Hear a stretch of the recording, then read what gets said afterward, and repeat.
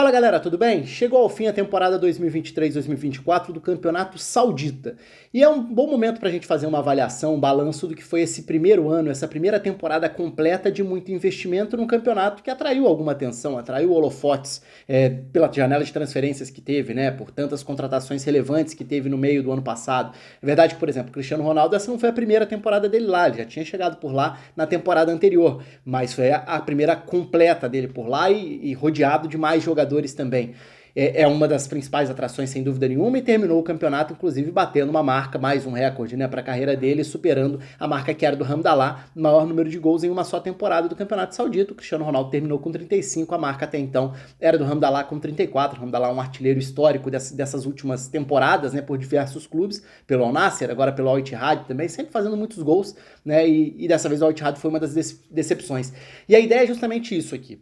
Vou colocar a classificação já, e aí a gente vai entrando, eu vou dar uma passada geral na classificação, falando um pouco time a time, sem aprofundar tanto em cada um deles, até para não ficar um vídeo enorme. Eu tive a oportunidade de comentar dezenas de jogos do Campeonato Saudita nessa temporada na Band, nas redes sociais da Band, no canal e tudo, do YouTube da Band. Então, com isso, eu acabei acompanhando mais de perto e fiz jogos de todos os clubes da temporada saudita. Isso ajuda também a ter uma avaliação um pouco maior, mais ampla. Até para entender um pouco dessa disparidade. Acho que disparidade é uma palavra importante quando a gente olha para o todo, né? Já começando essa avaliação de uma forma mais genérica. É um campeonato que teve um Al Hilal numa campanha histórica. Isso tem duas perspectivas possíveis. Uma delas é a capacidade técnica e tática de imposição do time dentro da liga. 31 vitórias e 3 empates. É uma campanha assustadora, assim, espetacular do time do Jorge Jesus, de um time que já era muito forte e que com várias estrelas passou a ser ainda mais capaz de se impor semana sim, semana também dentro do campeonato. Então é uma campanha fantástica? É. Maior pontuação da história do Campeonato Saudita, um título invicto não é inédito no Campeonato Saudita, mas dessa forma foi muito impactante. Esse é um ponto, essa é uma perspectiva. A outra é a dificuldade e a falta de adversários capazes de incomodar um pouco mais os principais times. Eu não acho que necessariamente ter um campeonato com times que se destaquem seja necessariamente algo que simbolize um campeonato ruim. A gente muitas vezes tende a confundir um pouco as coisas quando a gente fala em competitividade e quando a gente fala em equilíbrio. É claro que ter um campeonato mais equilibrado muito provavelmente vai te trazer mais jogos emocionantes, mais jogos abertos, mais jogos interessantes. Mas nem sempre o equilíbrio significa nível tão alto. Nem sempre um desequilíbrio de um time que dispara significa que o restante do campeonato é um campeonato fraco, um campeonato ruim. Pode significar apenas um degrau considerável. Nesse caso, eu acho que tem um pouco das duas coisas. O Al Hilal tem um bom time, um time de fato de um nível superior. Aliás, era um time que se esperava que fosse campeão continental também, acaba caindo pro Al Ain, que foi campeão da Champions Asiática, time do Crespo, time dos Emirados Árabes. Mas o Al Hilal é o melhor time do continente, pelo investimento, pela força que já tinha, né? Já é um clube de muita história por lá. E o Al Nassr foi o único capaz de perseguir durante parte do campeonato. O Al Nassr também termina o campeonato ali com 100 gols marcados, então os dois primeiros tiveram campanhas muito boas. Por outro lado, assim, tem dois aspectos.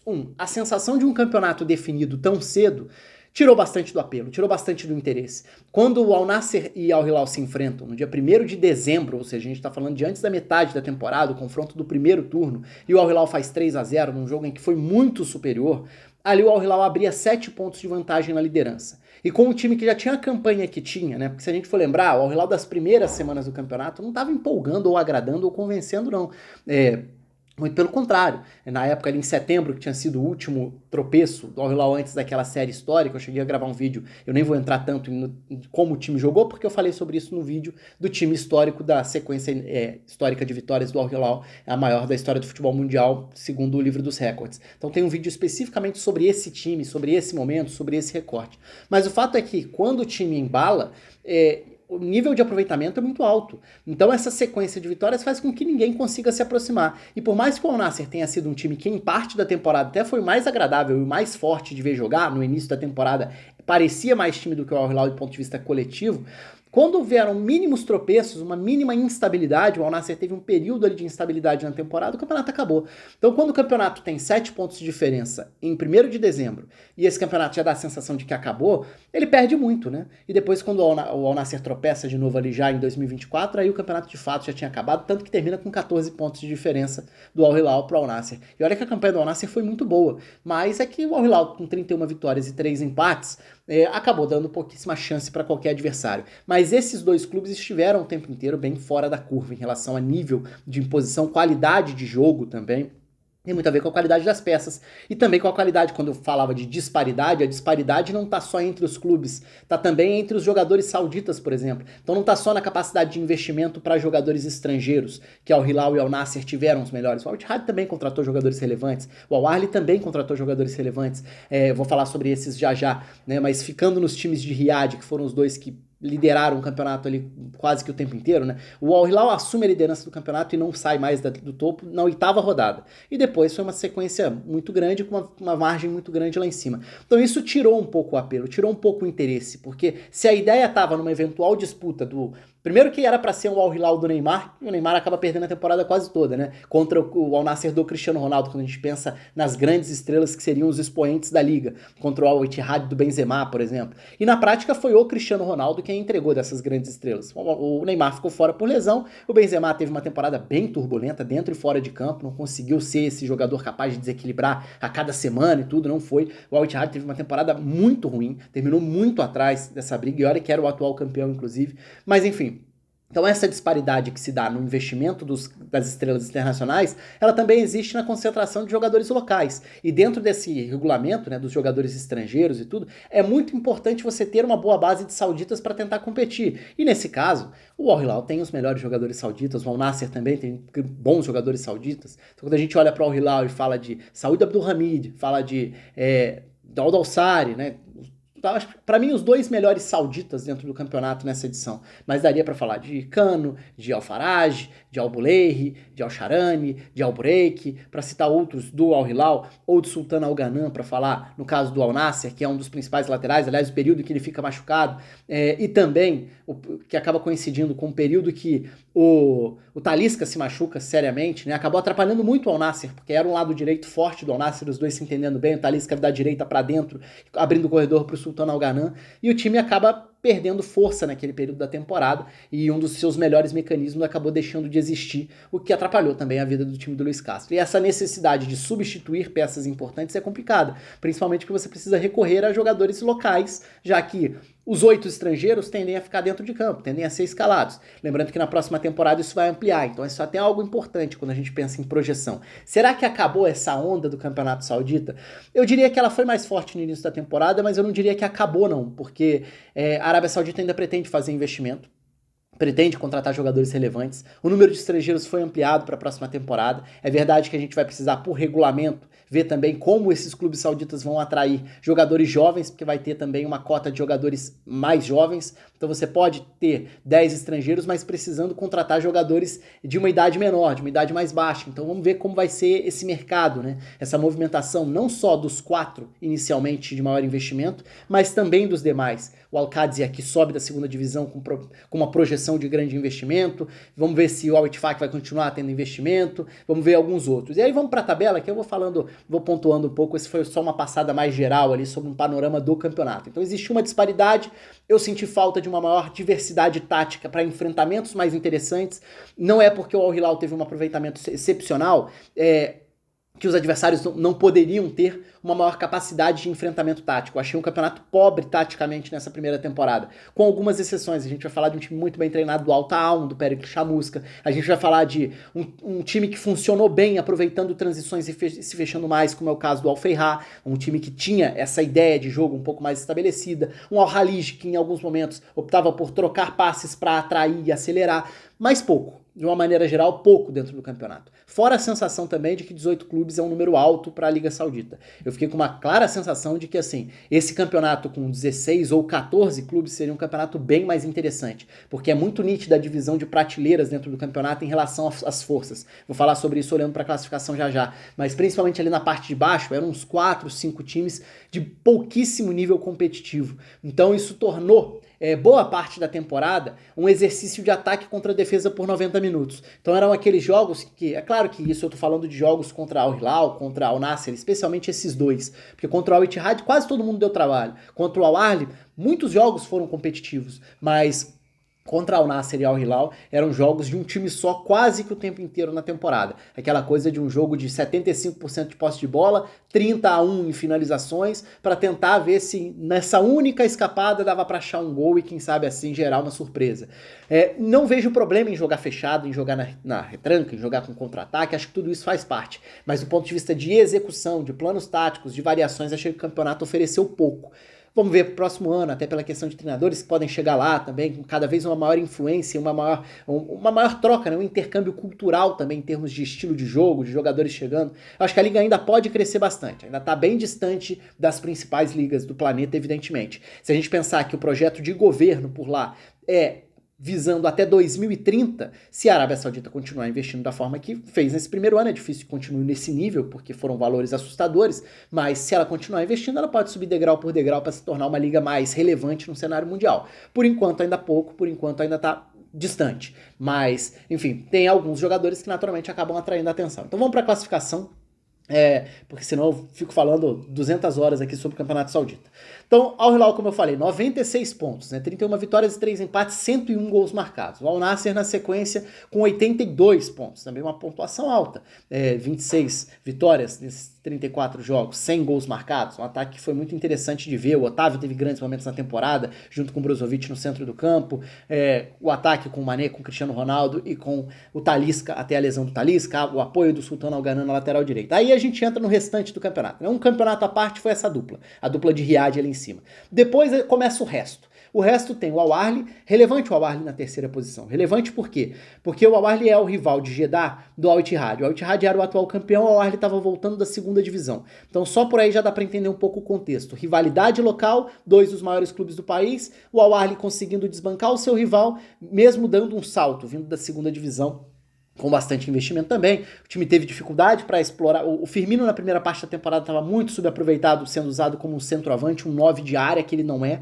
Na segunda metade da temporada, ele tinha perdido a posição, né? O Firas Albraican virou titular e foi muito importante para o Al-Ahly. E aí com a lesão do Gabri Veiga, principalmente, que não estava fazendo uma grande temporada também, mas aí o Firmino se firma ali como 10 e passa a fazer uma boa segunda metade de temporada do Al-Ahly, time também do Mahrez na ponta direita, do San Maximin na ponta esquerda, do Kessie no centro do campo, de Ibañez e Demiral na zaga, um time que sofreu no início da temporada com a dificuldade para subir a marcação, pressionar em cima e deixar uma linha de defesa muito vulnerável. Nas primeiras semanas foram bem difíceis, depois o time se ajustou, passou a ser um time mais organizado, mais equilibrado para marcar, nem sempre tão criativo para se impor, mas termina na terceira posição até com certo conforto. Al Ta'aun, talvez a grande história do campeonato, o Al Ta'aun do Pericles Chamusca, que fez um grande primeiro turno em especial, perdeu na janela de janeiro um dos seus principais jogadores, o Álvaro Medran, meio-campista, que acabou indo para o Al-Ettifaq, que era o termômetro desse centro do campo, de um bom trio central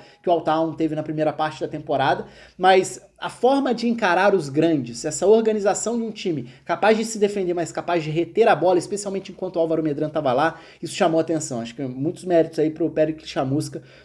O Al Ta'aun acaba se classificando para a segunda competição continental, né? A Champions da Ásia vai passar a ter o nome de Champions Elite e vai ter uma segunda, uma Champions League 2, como vai ser chamada. É essa vaga que o Al Ta'aun tem, esses 3 primeiros colocados vão para a Liga dos Campeões da Ásia. E o Al Ittihad é a grande decepção. Pelo investimento, se a gente pensar, era o atual campeão, contratou simplesmente Benzema, Fabinho e Kanté para ficar nas 3 principais referências. E o time não se achou em momento algum. Trocou de técnico, começou com o Nuno Espírito Santo, depois o Gallardo assume, não consegue, e muita turbulência, problemas internos de relacionamento, dificuldades em campo, polêmicas envolvendo o Benzema, muitas lesões, assim. O Al Ittihad teve momentos da temporada de ter 15 jogadores lesionados ao mesmo tempo. Então, assim, foram muitos os problemas que se acumularam no Al Ittihad. No início, e alguns jogadores acabaram depois perdendo espaço, por exemplo, Gro e Igor Coronado, jogadores que eram fundamentais na primeira parte, existia um pouco essa disputa, né, dos jogadores que já estavam lá e faziam parte da base campeã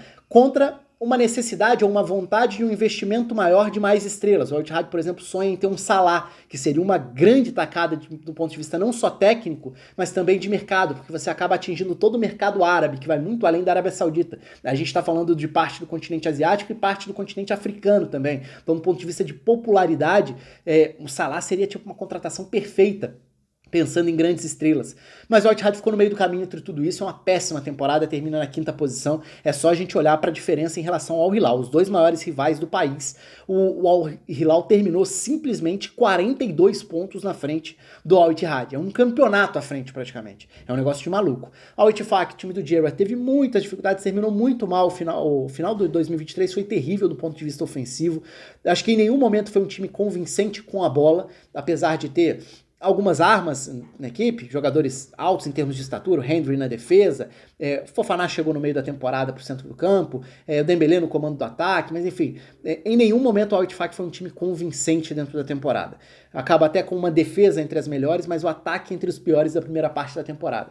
O Al-Fateh foi uma das boas sensações do início do campeonato, um ataque interessante com o Batna, o marroquino, com o Zé Larayan, com o Christian Telho, eram alguns dos destaques de um time que no início do campeonato teve uma produção ofensiva muito boa, depois caiu muito de produção, o segundo turno já foi bem mais medíocre, assim, termina no meio da tabela, mas em dado momento foi uma das atrações do campeonato.